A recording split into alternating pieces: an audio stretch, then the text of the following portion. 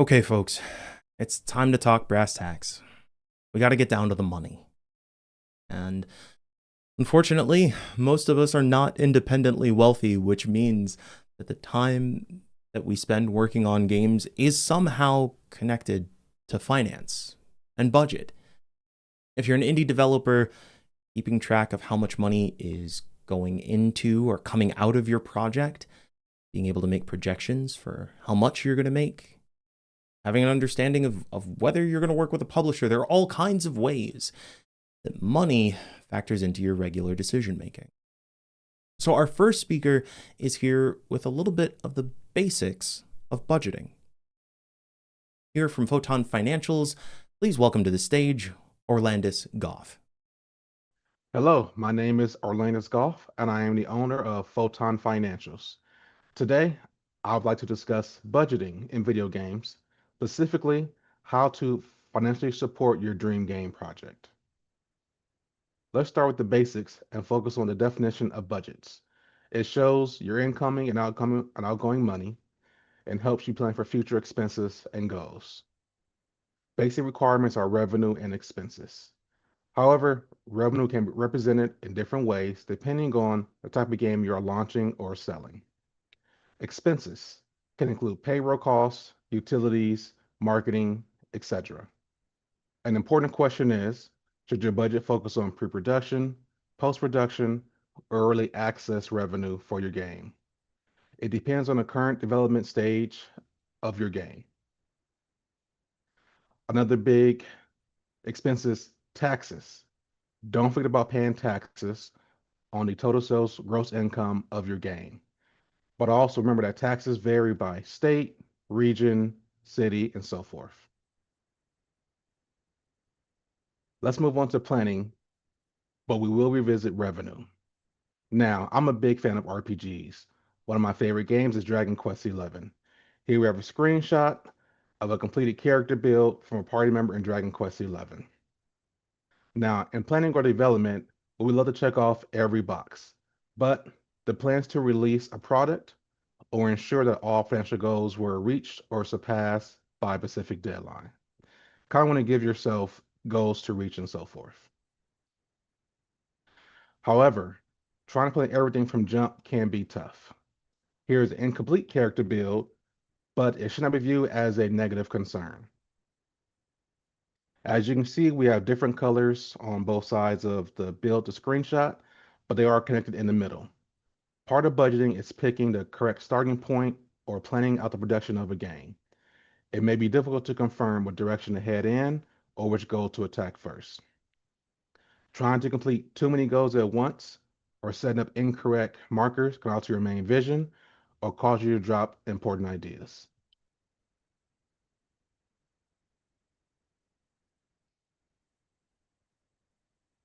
Revenue.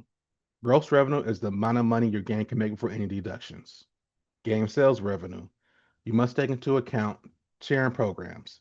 Some platforms take about 30% of your sales revenue generated. For example, if the game was priced at $10 per download copy, the platform holder may deduct $3, which leaves me with $7 of income. There's a difference between gross revenue, income, or net income. Besides selling the game directly to your consumers, should you place ads in your games? Now, ads work on mobile games by bringing in revenue. However, they don't always receive positive feedback from gamers for larger games or with a core or mainstream audience. Now, you could label a platform fee as an expense or the contra revenue account. There's also a cost of publishing the game. The minimum fee can be at least $100. Marketing expenses, such as social media.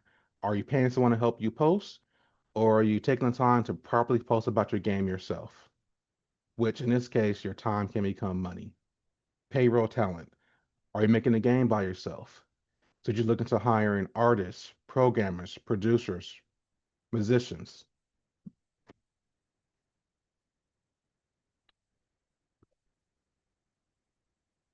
Employees need some benefits based on the state country, or region they live in. If you hire contractors, you may not have to pay benefits, but this is something to think up upfront. Salaries or wages. If you do hire talent, have you looked up the average cost or wage of game developers based on title, title discipline in your immediate area? Are you offering for full time or for part time? Utilities. These costs can add up over time. You need electricity to keep the computer on, internet to download files, or a cell phone just to call people or make new contacts. Video game sales pricing. Are you looking to break even and just recover the costs? You're looking to make a profit by earning some revenue once the game starts to sell. Questions: how to develop your pricing, how to properly forecast. Price points. You want to look into the genre or genres your game can fit into. We do have many new games that blend genres or create new categories. You want to be competitive, but still attract customers without devaluing your own game. Consider looking to smaller companies that have released games in the last 5 to 10 years. Some examples are Animal Will, Gone Home, Journey, Sea of Stars, Shovel Knight, Stardew Valley, Tunic, Undertale, and Vampire Survivors. There's a lot more games to reference. I just want to give you a few, just to give you some ideas.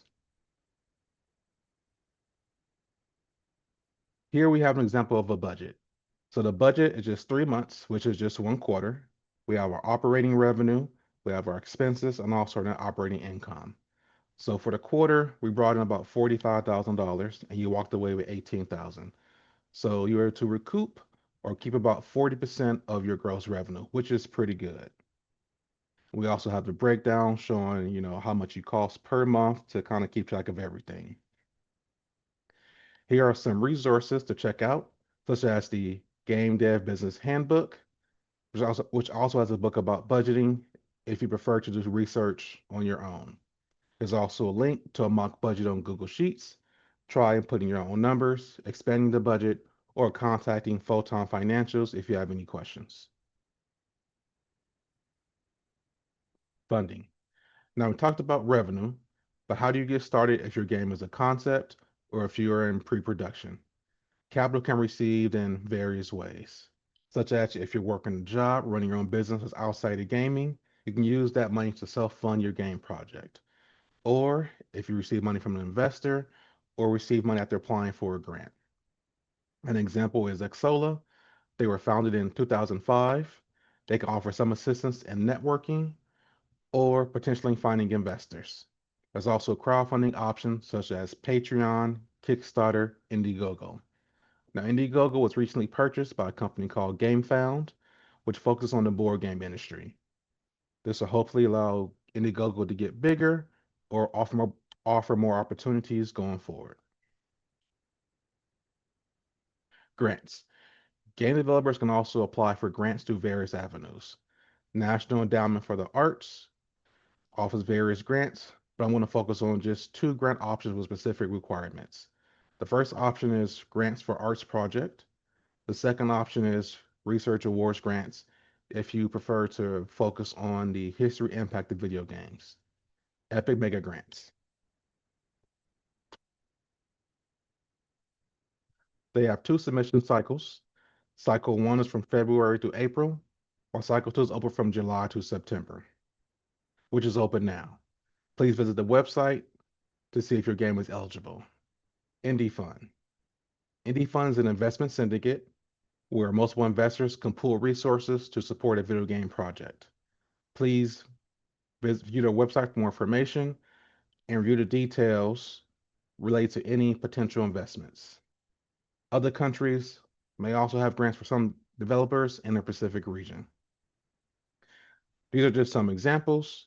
Please feel free to research more grant funding options as needed. Managing capital resources. Now here's a screenshot of Metaphor ReFantazio. I really enjoyed playing this game. Here you can see I have 100,000 mag, but the upgrade costs about 40,000.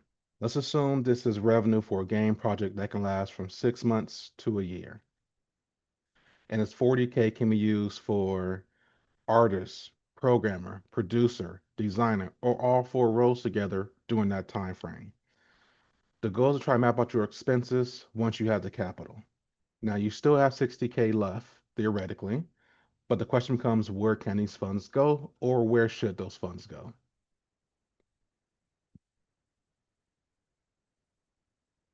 Okay, a quick review.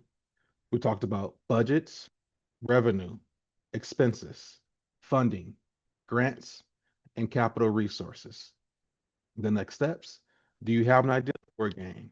Start considering what game engine you plan to use, such as Unity, Unreal, Godot, CryEngine, or Amazon Lumberyard. Do you already have a game in production phase? Consider if you plan to play the game on Steam, the Epic Game Store, mobile devices, or on consoles, working with Nintendo, Sony, or Xbox. Do you need help to complete or publish your game? Check out these resources from Exola, Epic Mega Grants, Indie Fund, or consider crowdfunding websites. There's also publishers that work with smaller studios. One is Devolver Digital. According to their website, they're looking for games ready to release in 2026 or later. Some of their popular games were Enter the Gungeon series, Michael Punk, Neva, which is NEVA, or Shadow Warrior 3.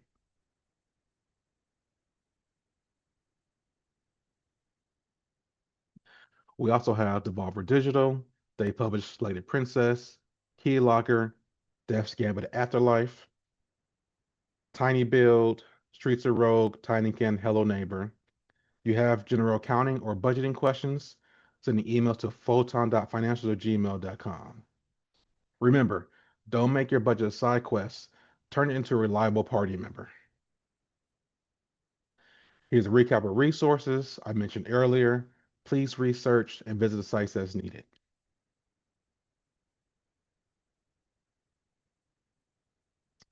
Reach out if you have any questions. I can be found on Instagram at photon_financials. I'm also on Blue Sky.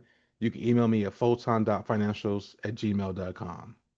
Once again, I want to thank you for watching and listening, and I hope my budgeting talk has been helpful. Thanks for that talk, Orlandes. I think there is something kind of cool about imagining your budgeting as just like speccing out your character build. When you put money over here, it means you're strengthening this thing, and maybe you want to save some points so that you can get that big skill down the road. Maybe that will convince me to stop spending my money on board games. Anyway, perspectives are really important. Thank you so much for that talk. If you want to catch up with Orlandes, you can find him on social media at photon_financials. That's photon with an F. Or you can email him at photon.financials@gmail.com.